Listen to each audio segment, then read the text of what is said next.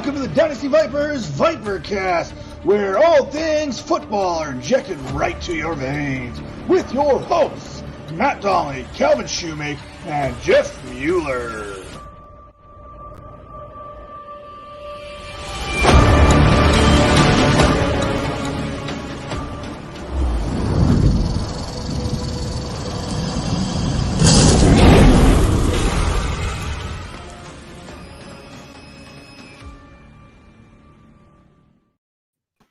What is up, and welcome to another edition of our Team Spotlight series here at the Dynasty Vipers. We are going through all 32 teams, making sure we bring you information on every team in the NFL. And today we are joined by a very special panel of guests where we are going to be talking about the New York Giants and the state of New York, trying to figure out what is going on there in MetLife Stadium with this crew. I'm going to give them a second to introduce themselves in just a minute. But first, the main reason why we're doing this, and I say this every show, is because like every time we turn the calendar, we start thinking in dynasty leagues about rookies and all that, and we want to make sure that we do that. But we also want to make sure that we are understanding the teams, understanding the systems and the coaches, and there's every time we do one of these, I love that there's little nuggets of information that you only get from people who watch these teams every time they play. So we have very smart football people who know what they're doing on the show, like we have here today, but they're also Giants fans. So without further ado, I'll give them a chance to introduce themselves. Let's start up here with Jay. Jay, tell everybody who you are, where to find you, and what you've been working on. Yeah, so you can find me on Twitter at GMNJ. I'm at a couple different places. I co-host a podcast named A Podcast with Upside with my guy, Dan Turner, who's an Eagles fan. It is not an NFC East podcast, but we cover a little bit of everything, a little Dynasty, a little DFS, little redrafts. I'm also the lead redraft writer at goingfor2.com, as well as a managing editor at Sleeper. So I got a little bit of everything going on. Right now I have just concentrating on podcasting. I'll have some articles coming out here throughout the off season as well, but nothing just yet. Oh, we got you on mute. I think, yeah, we got you on mute. Once a show, right? Look, that's there we go. I've been hanging out with Matt too long, because that's like that's being a staple right there. Well, look, hey, I'm really excited. Definitely make sure you check out Jay's work. Really glad to have you on. Really excited that you're here to join us as well, Mark. Why don't you tell everybody a little bit about you and where we can find you? Hey, how's it going, guys? I'm Mark Salino, founder and CEO of StatementGames.com. You can find me at simply first name, last name, so at Mark Salino. But then you can also find that I'm pretty much like running the main at Statement Games account. We're a free-to-play alternative fantasy sports kind of like a platform. We've actually invented a new way to play fantasy sports. You can actually check out our little video directly on our pinned tweet on the at Statement Games account. Make a little bit of a deal right now because we are kind of like a free-to-play game. Anybody who wants to check out our video and play Statement Games, especially for a Super Bowl game here, like I said, it's free to play. And if you're a Giant fan and you can go 10 for 10 with your Super Bowl picks, I'll cut you a check for $200. So you got to be a Giant fan. You got to be listening to the show. This is not something I'm going to promote across, I guess, my network here. So it's just for this audience and this audience only. If you're not a Giant fan here, you're only going to get $100 if you go 10 for 10. So that's the way that we're going to roll. But for the purposes of this show, and even more importantly, not only am I the founder and CEO of Statement Games, I am a loyal, dedicated season ticket holder of the New York Giants. I'm not sure if this is an accomplishment or just a flat out flaw, but I haven't missed a home game since the new stadium has opened. So that's awesome. Wow. I'm not sure if it's awesome. No, that's it kind of sounds man. Cool, but yeah. I'm not sure if it is anymore. No, that's great. So yeah, like I said, really excited to have you guys doing the show. Why don't you just give us like a I'll kick it back. I'll just kick it right back to you, Mark. So you watch these games. What's it like, I guess, over the course of the last, just tell us your story about how long you've been a Giants fan, but over the last however long that's been, what's it been like being a Giants fan and just kind of like your history with the team? I mean, if you take a look at the big picture, I mean, I really can't complain here. So I've been a Giant fan my whole entire life. I was, raised to bleed kind of like, blue. My father's a, diehard kind of like, Giant fan. So I guess kind of like, the first season I can, really vividly remember getting into the team as a kid was probably like the 1984 season. So kind of like, been kind of like with them ever since here. It's been a lot of fun, but I guess the past couple of years here, it's one of those feelings where it's like, hey, enough already. Let's get going here. Let's get this ship kind of like, turned around here. I understand, won some Super Bowls, had some success, and some really great memories here. But having the stigma or the title for a while as being the most losingest team in football for a period of 2 or 3 years here is not fun. Well, with a name like G-Min J, I'm guessing this isn't a new obsession for you. So tell us a little about your history, Jay. Yeah, very similar to Mark. I was raised a Giants fan. It has been kind of a few lean years here recently. I was born in New York. I was born on Long Island, but we moved to North Carolina when I was 4 years old.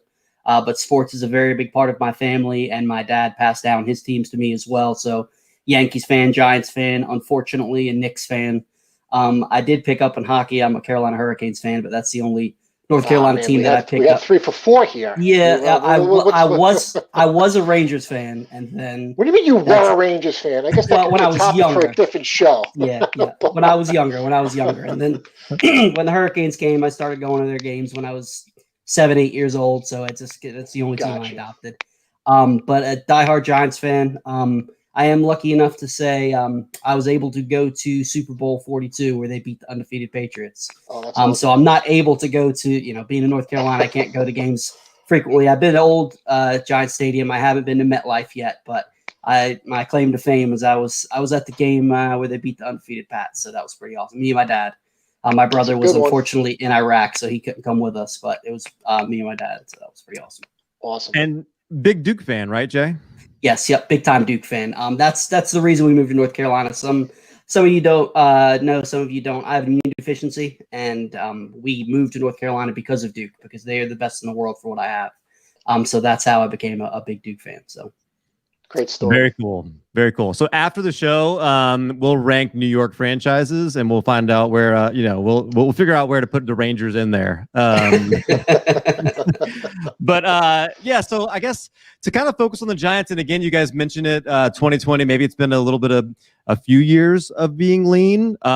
You have had some pretty high highs in the last couple decades, and you mentioned Super Bowl 42 there. Obviously, that was a pretty big one.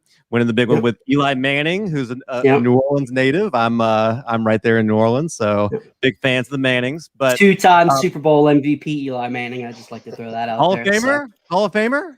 I think so. I don't know about first ballot, but I think he will be. But now we got Daniel Jones, right? I mean, obviously, so 2020 is a little bit different. We brought in Jason Garrett, Joe Judge, a brand new head coach. What was it like being a Giants fan in 2020? Mark, I'll kick it back over to you. A little bit of a roller coaster. So, look, it's just been kind of like a crazy year to 2020. It just kind of like, in general, if you kind of like take a look at the progression of the team, it starts out with some excitement and things like that. And then boom, right out of the gate here, you get your star running back in Barkley kind of like, out in week number 2, gone for the season here. Another slow, kind of like a rough start here. Pick up a win here, looking like teams kind of like starting to come together here, and then you have that Evan Ingram kind of like drop pass against the Eagles in a primetime game here, and you're thinking, what the heck is kind of like going on? And then you kind of like you're closing things out with a pretty big defensive stand to pick up a win against like the Cowboys towards the end of the season. So literally like a little bit of a roller coaster progression, doom and gloom beginning of the year, some optimism, but in kind of like true Giant fashion, especially in the past couple of years. Finding ways to lose games or not necessarily get out of the hump. And then as you progress towards the end of the season here, you're actually starting to see a team that's coming together a little bit, that not only has the ability to compete within the division, which is something that's been lacking for a number of different years, but a team that has the ability to go on the road and not only compete, but beat, really good teams like they did in Seattle with a backup quarterback. So that's kind of like what I'm looking at from a Giants perspective as a year in review, so to speak. You mentioned that just from the outside, like there definitely seemed like times where the Giants were a team that a lot of people maybe didn't want to face in the playoffs. If they happened to have a chance to sneak their way in, they wouldn't have wanted to face them. Jay, like, is that kind of what it was like for you? I mean, anything to add on what it was like being a Giants fan in 2020? Yeah. Unfortunately, the past couple seasons, you really go in just not expecting much, and as much as it hurts to say, I wasn't as heartbroken as I have been in previous seasons where there's expectations, because right now they just aren't there. We haven't seen the consistency. It feels like every season, we start on one of these crazy losing streaks, or start 1-5, or I think we started 0-5 this season, or 0-4, something like that. I will say I feel like there's some light at the end of the tunnel. I really like what Joe Judge is doing. I don't want the clapper back at offensive coordinator, but I do like Joe Judge. I was caught off guard when we hired him because I don't think he was on anybody's radar, but I like the culture that he's bringing to the team. And I do think that we finally have somewhat of a future eventually down the road, maybe. Well, let's start there right there with the coaching staff then as we get into the next phase. You said some light at the end of the tunnel. So as we start looking forward, let's start with the coaching staff because and like you said, we'll get to Jason Garrett, but Joe Judge did seem like he brought a certain level up. He was like the special teams coach before this, so it was kind of a strange hire initially. And like you said, maybe caught a lot of people off guard, but it felt like he did a pretty good job with what he was given. I mean, Colt McCoy started games for this team. Daniel Jones sort of seemed like he stepped back. Yeah, no Barkley. So it did seem like what he was doing was positive. If you had to say a scale of 1 to 10, I'll go right back to you, Jay, and then kick it over to Mark. But 1 to 10, how much confidence do you have in Joe Judge? I'm going to go pretty high. I'm going to say about an 8. I was really impressed with, the pieces that the hand he was dealt and the pieces that we have right now. Say what you want about Bill Belichick, but he's one of the greatest, if not the greatest coach of all time. And he's got his stamp of approval. So that says a lot. And he learned from him. And it seems like he's bringing the Patriot way without trying to force feed the Patriot way like a lot of the unsuccessful Patriots assistant coaches do, if that makes any sense. I feel like he's bringing those elements but putting his own twist on it. So I'm really excited about Joe Judge. What do you think, Mark? I mean, the guy's got the right pedigree, not only with the Belichick here, but spent a couple of years down in Alabama with Saban. So guys learned from pretty much the two best coaches, one at the collegiate level, the other one at the pro level, on what culture is like, which was something that was kind of like missing within the Giants locker room or playbook, so to speak, here for the past couple of years. It's something that I'm extremely optimistic about here. I'm kind of like going to go out of 7. He says all the right things. It looks like he's kind of like doing everything right from practice perspective, coaching perspective. But at the end of the day here, this is still kind of like a 6-win team. So I want to see a little bit more before I really kind of like put that stamp of approval at like an 8 or a 9 here. But given the hand that it was actually dealt with and the conditions that he's coaching within from a 2020 perspective here, I'd say we're off to a fairly encouraging start. Same question, but now Jason Garrett, who's coming back as your offensive coordinator. Mm-hmm. What do you think? Or Jay? Yeah, go ahead, Mark. Okay. I take like a little bit of a different approach here. I don't mind Garrett coming back here. I like the fact that he's actually coming back here from a continuity perspective here. This is still kind of like a young team. You have, Daniel Jones, still looking to develop him as a quarterback here to put him in a new offense for a 3rd straight year in a row here. I don't think actually would have kind of like been fair to him. If you take a look at what kind of like took place, this whole year. I mean, you can say a lot of the same things for every single team here, but no OTAs, not necessarily a real kind of like training camp here. You have guys like Solder that have opted out of training camp. Rookie number 1 draft pick, coming in playing out the offensive line here. So still kind of like meshing a line together here, and basically you're building an offense around a star running back who gets hurt in week number 2 here. So pretty much by the second half of the second game of the season, everything that you've built an offense around is completely kind of like gone.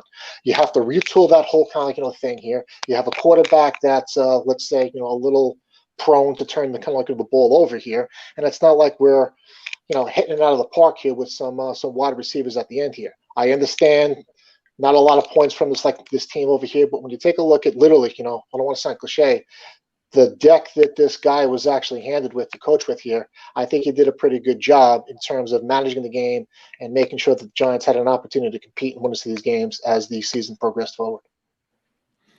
Jay, what do you think? Does that I kind of feel like I knew where you were leaning, but does that do anything to encourage you a little bit about Garrett? Mark does make some good points. Excuse me. Like you said, not having Barkley, who the offense is supposed to be centered around. We don't have a number one wide receiver. We've got a bunch of number twos and number threes. Yep. Don't have the alpha dog. If Evan Ingram didn't have Butterfingers, the offense would have done a lot better. So while I'm not excited about Garrett, I definitely agree with the points that it is good for Daniel Jones's development to have some continuity, and then we'll see what happens. Okay, so I'm gonna push back. I'm gonna do, for all of the naysayers of Jason Garrett, which there is a pretty large Giants contingency that doesn't like Jason Garrett. So I'm not a huge fan by any means. That's what I'm gonna represent them a little bit and push back some, because what they would say is Daniel Jones clearly took a gigantic step back in this season. And yes, there's some 2020 offseason was weird, all of that. But 31st in points for, 31st in yards as an offense. I mean, almost only the Jets were worse. Yeah. 31st in passing TDs. And Daniel Jones taking a step back as the guy you're trying to build around is pretty important. Now, I know Jason Garrett comes with a reputation, but I think the thing that I was really curious to see how it goes with this team is Jason Garrett had not called any plays since 2012. He was not the play caller in Dallas after 2012. And I thought, okay, is that reason for us to say, man, that might be reason to be concerned? Or is that reason to say hey, that's okay. Let's exercise some patience. It might take a little bit of readjustment, new team, like you said, COVID, all that. So if I'm pushing back on that, I'm saying gosh, it does seem like it's a step back. How do you respond to that, Mark? I don't want to kind of sound like a broken record here, but it's literally everything that we kind of talked about before here.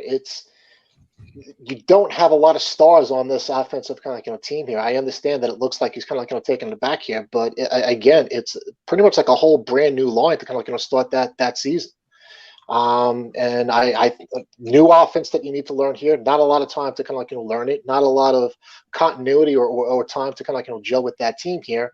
And I think at the beginning of the season here, Daniel Jones struggled with confidence, which comes with new teammates, new offensive line, whole new kind of playing system and things like that here. So I also think that if we're going to give Joe Judge all of this kind of credit here, at the end of the day, this is his team. This is not Jason Garrett's team. So he's operating within the framework of Joe Judge here. So this whole kind of nonsense or chatter about the offensive woes are on Jason Garrett's kind of shoulders here. I completely kind of disagree with Joe. Jason Garrett is operating within the framework that Joe Judge has set forth. So if we're going to praise him on how he's kind of bringing this team together, well then let's not necessarily put all this stress on Jason Garrett, but let's throw it back on Joe Judge for not necessarily having this offensive humming on all or firing on all cylinders. What do you think, Jay? Anything else to add there? No, you know what? I really can't disagree with any of the negative stuff that was said about Garrett. As much as there is some positive aspects of him coming back. I think it all started with Ben McAdoo. The one time that the Giants stepped out of their comfort zone and went with somebody, the hot new hire with a new type of offense, it blew up in their face spectacularly. So I think that has them scared. Yeah, that's my guy, John Luke. I was on with them earlier today. Ever since that move blew up in their face, they've gone so conservative with their hires, with the old school style of football, the smash mouth with Gettleman wanting the hog mollies. And I really think that's why they're sticking with the Garretts versus going with the newer style of offense like the McVays of the world. Yeah, it definitely makes sense. But let's talk about Daniel Jones a little bit, because that's definitely a guy that, this team's going to rise and fall, I guess, next year on whether or not he's the guy. And there were a lot of reports.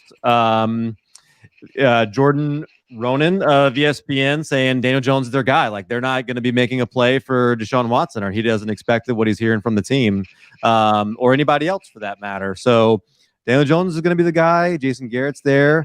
Talk about, I guess, watching Daniel Jones this year. I assume you watched him the year before as well. And like, did you see differences? I mean, did you see Jay? I'll go you first. Did it look like he was kind of a different guy? He's had flashes, and that's what is getting at least me excited at some periods. I don't think he's the type of guy that is ever going to take the team on his shoulders and will them to a Super Bowl. He's really in the same mold of Eli Manning. I think when he's got his confidence rolling, he can do it. He's the first his rookie season. He beat a good Bucs team at the time. They were solid. This year, he beat Seattle. He's got to work on his internal clock. He holds onto the ball way too long. Excuse me. Still dealing with a little bit of the COVID. But it progressed at the end of the season. I definitely think he looked better as the season went on. So his first rookie year, he had all the injuries.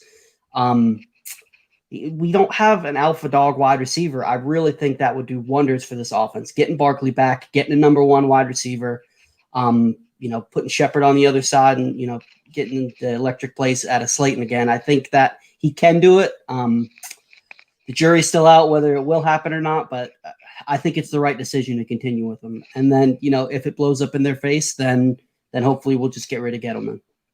Mark, if I'm thinking from like a fantasy perspective, and let's say next week we get a healthy Saquon Barkley back, we get a alpha dog wide receiver, kind of the way that the Bills did with, bringing in Stephon Diggs, somebody like that.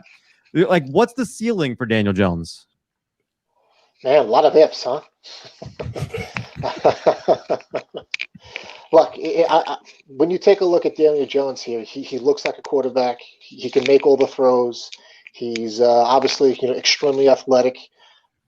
Pretty much fits the mold of what the modern day NFL quarterback should actually be. Strong arm, make all the plays, make all the particular reads here, can run the ball if actually necessary. The one thing that he's got to work on that's going to be the make or break, factor with Daniel Jones here is the turnovers.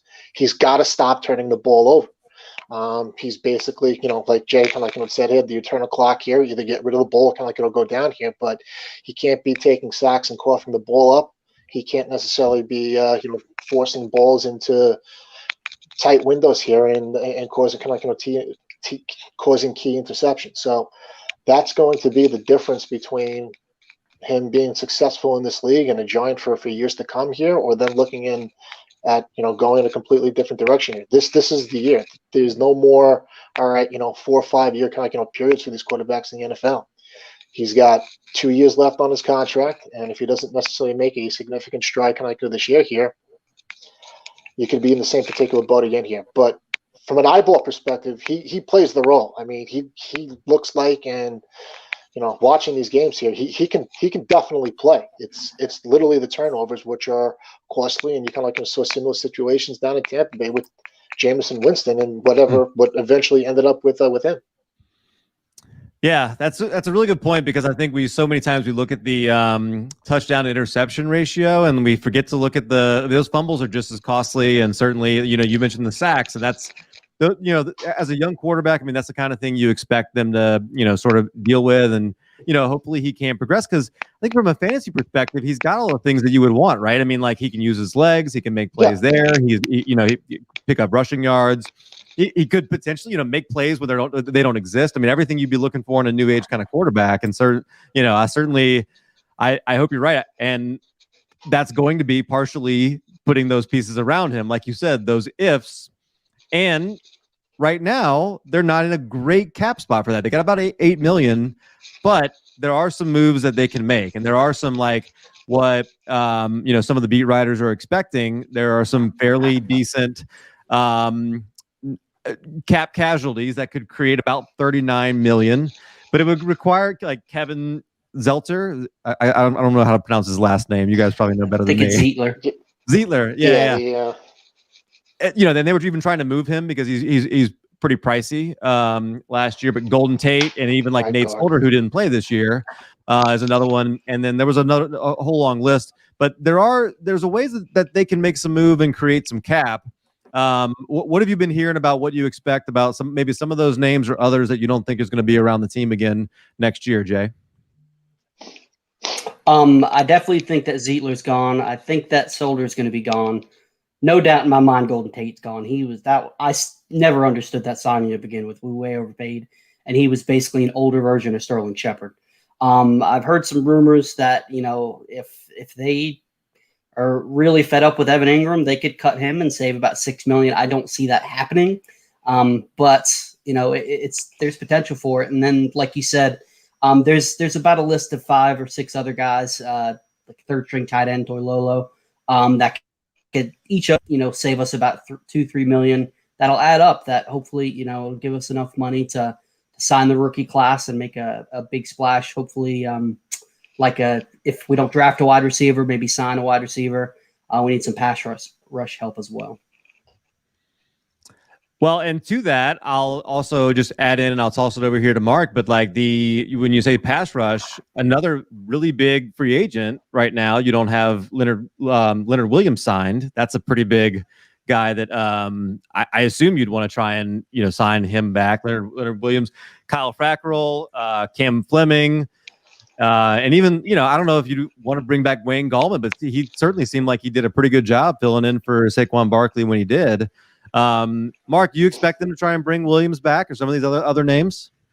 I would be shocked if Williams doesn't come back, even if they franchise tag him for another year, which they still. I mean, it's going to cost them an arm and a leg here, but I guess technically they can still do that here.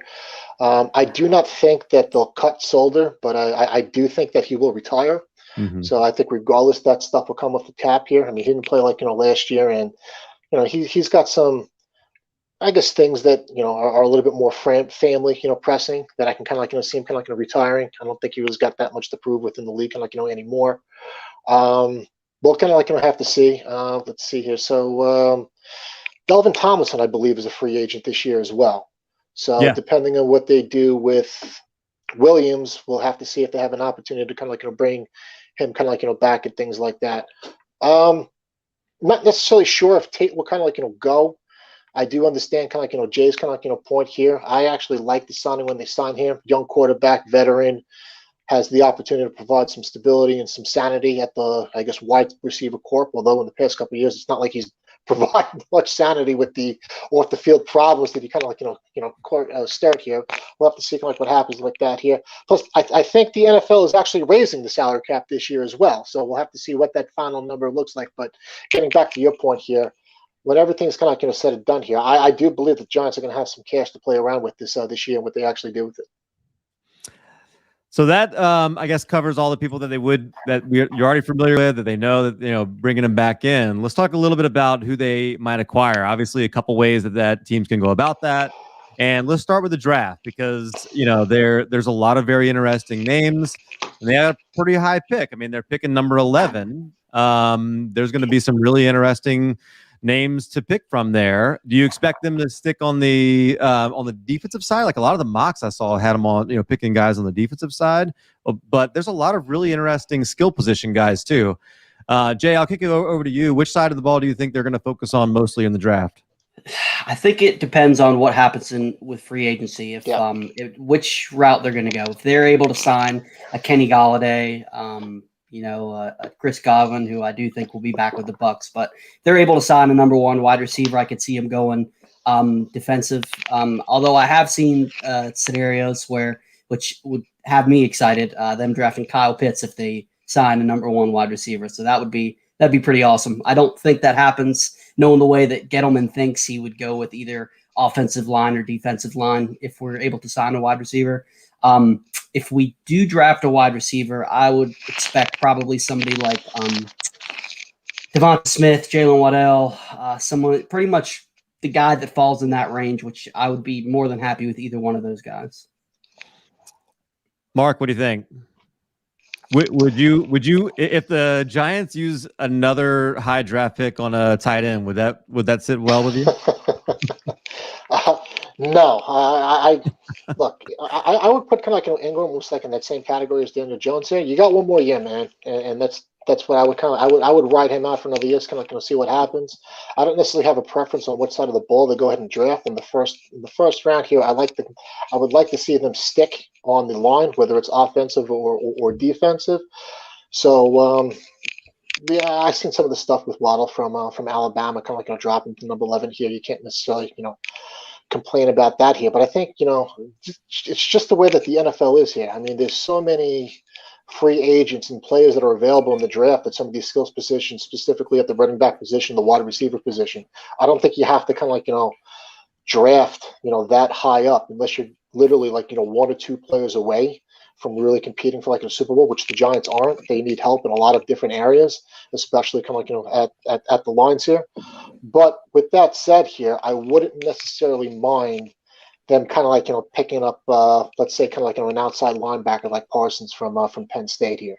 Guy has the ability to rush the quarterback, drop back kind of in coverage, and do a variety of different things here. And hey, you know what? It's been a while since you can really hang your hat on the Giants linebacking core, and I think it would actually be kind of a pretty good mix when you got guys like him mixed in with guys like Martinez, who I think is the best free agent signing that the Giants have probably had in almost the past 10 years.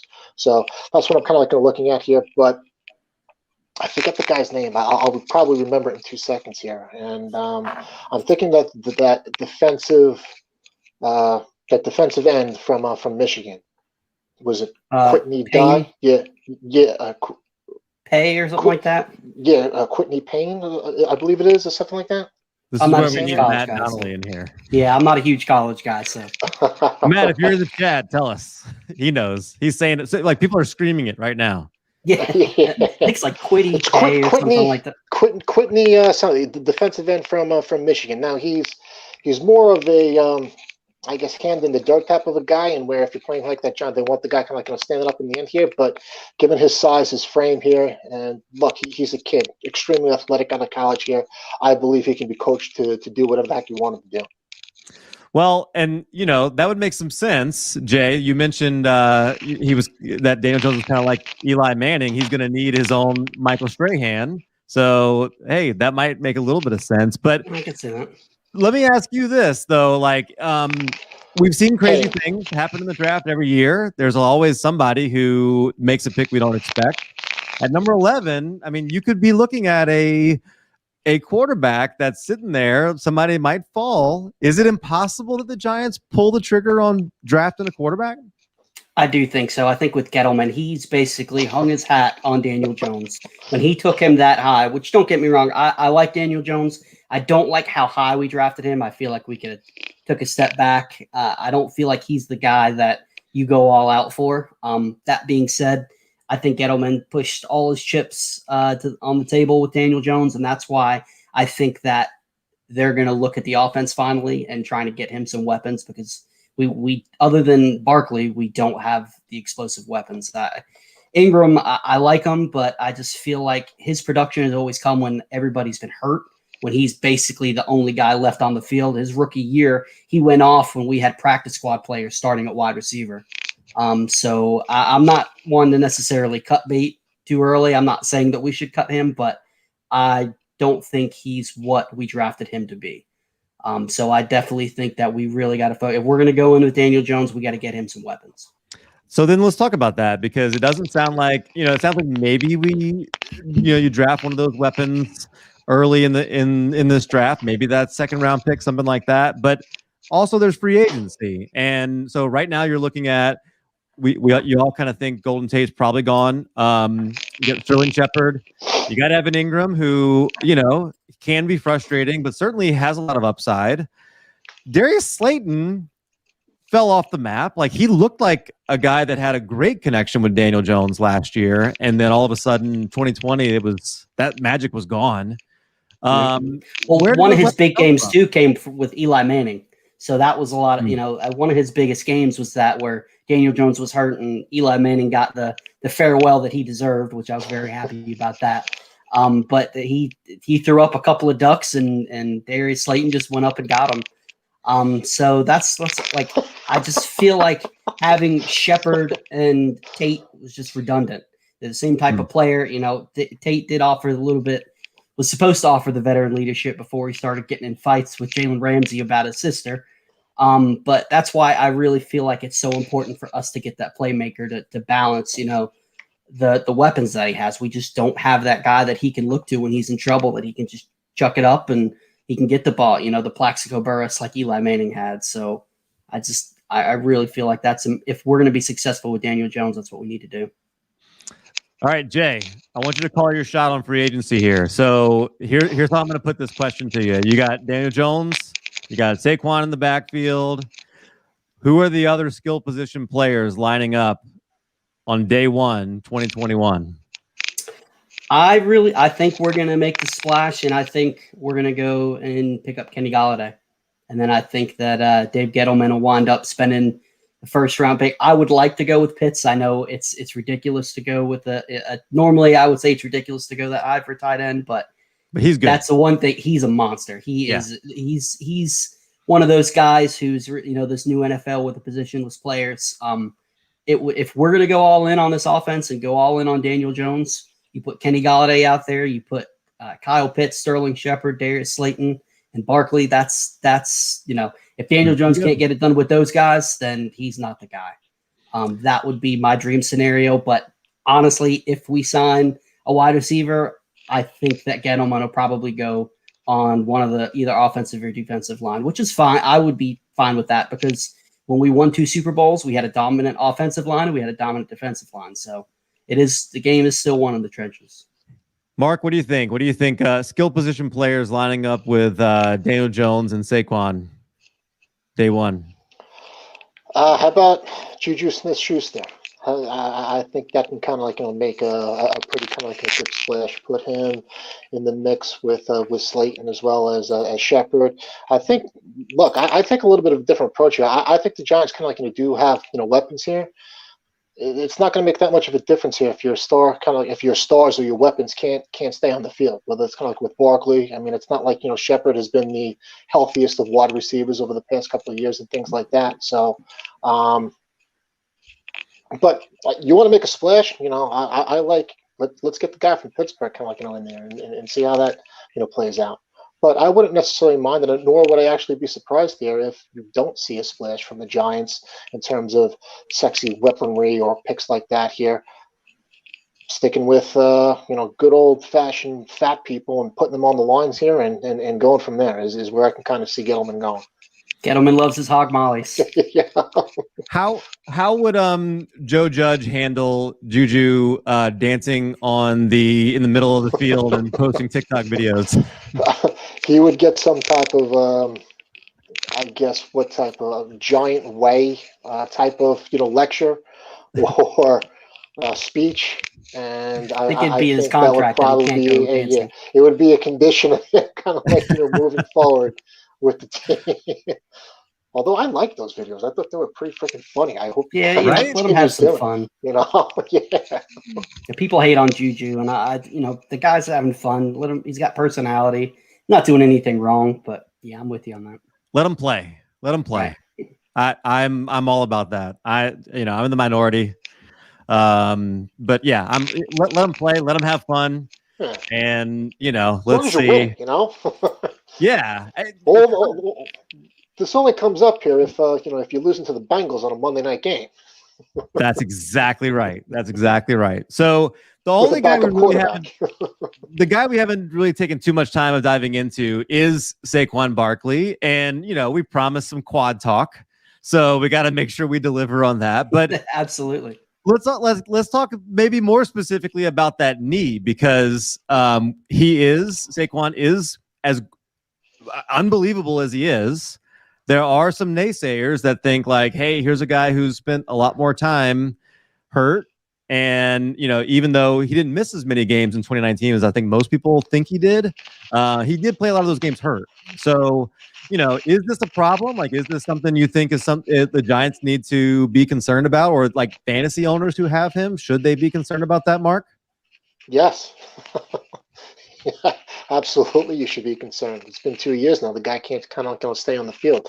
Obviously, it's not really, of any fault of his own, but it's a concern when you have a pretty big asset locked up on your fantasy roster and the guy can't produce any points for you.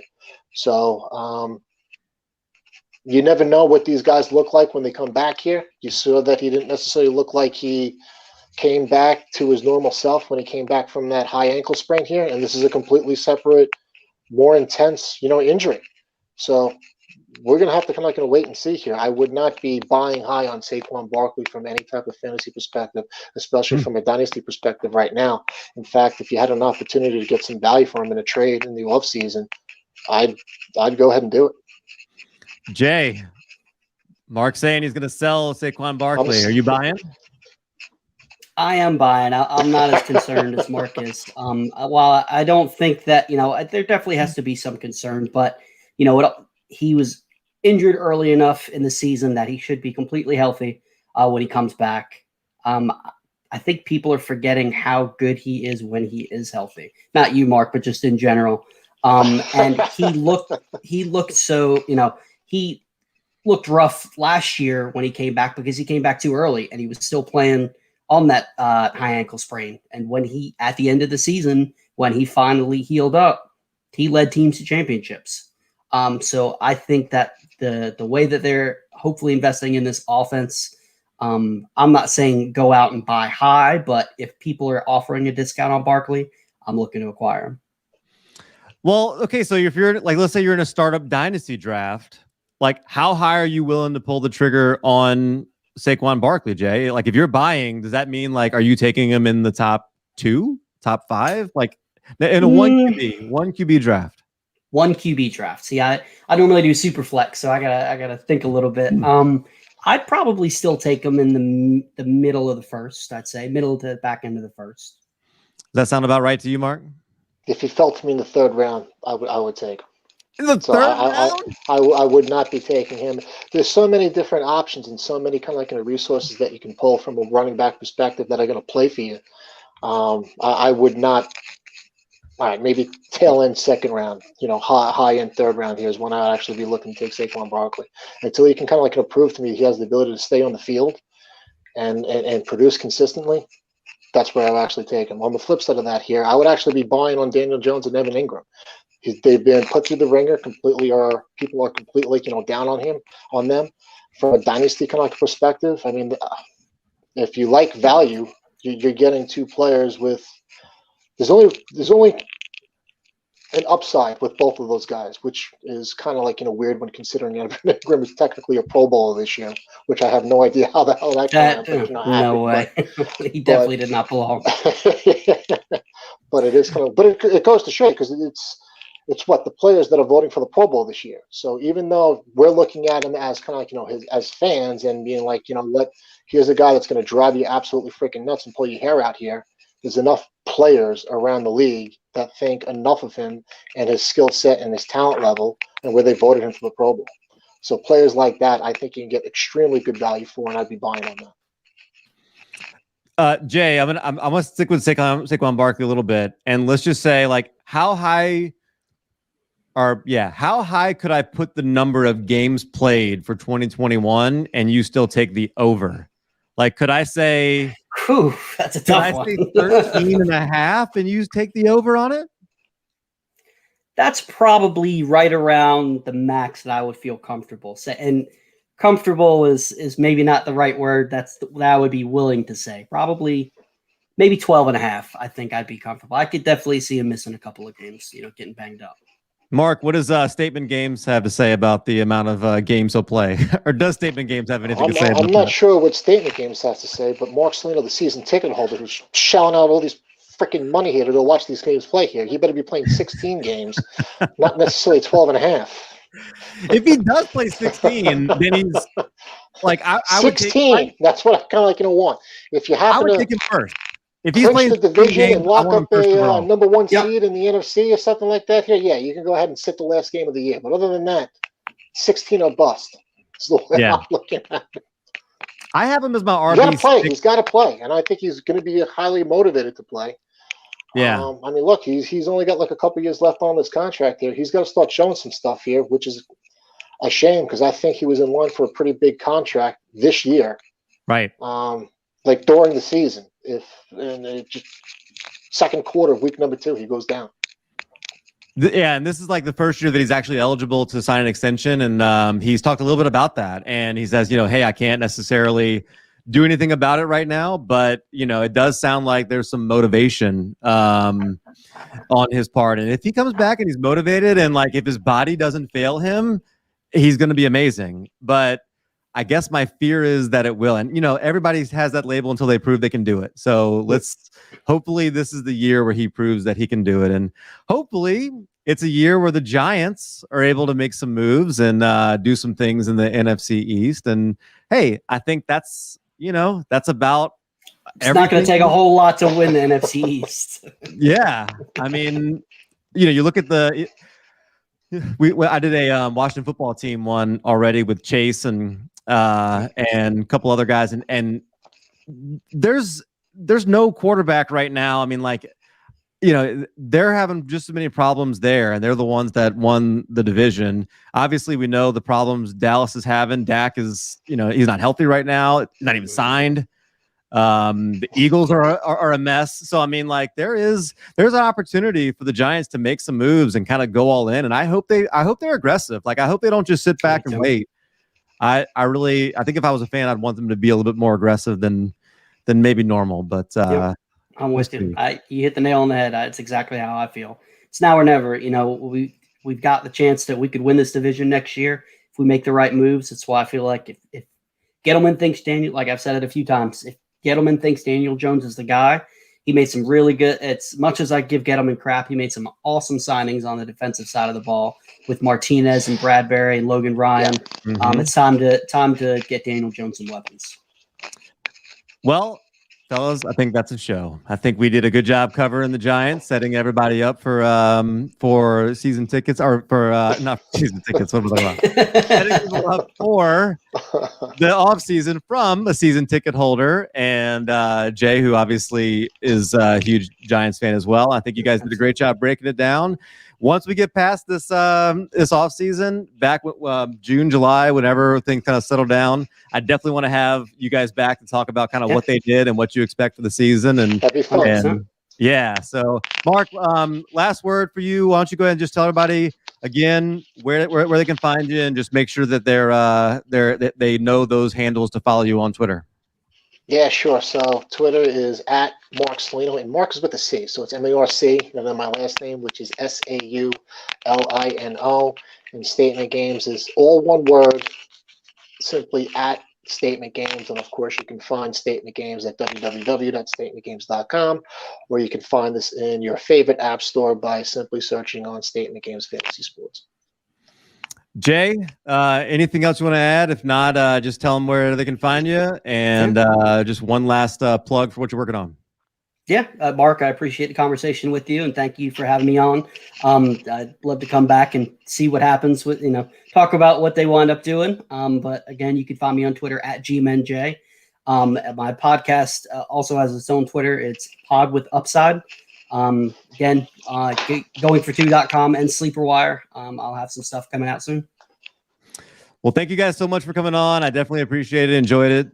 For Mark, for Jay, for the Dynasty Vipers. By the way, you can find us at Dynasty Vipers. Follow me at Calvin and Hobby. A lot of awesome things that we have coming up. A lot of great shows. If you didn't catch the Adam Rank show, I did. I watched that whole thing. It was phenomenal.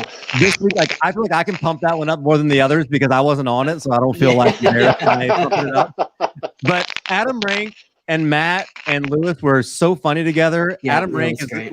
He's the best, man. You gotta do yourself. I laughed out loud at that episode so many times.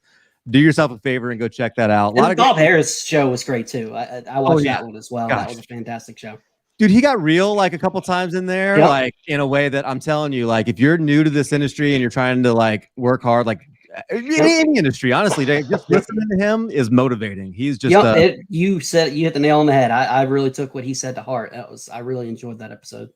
It was awesome. So for these guys, for Dynasty Vipers, Matt Donnelly, everybody part of the Dynasty Viper crew, and we'll see you in the next episode. Take care, guys.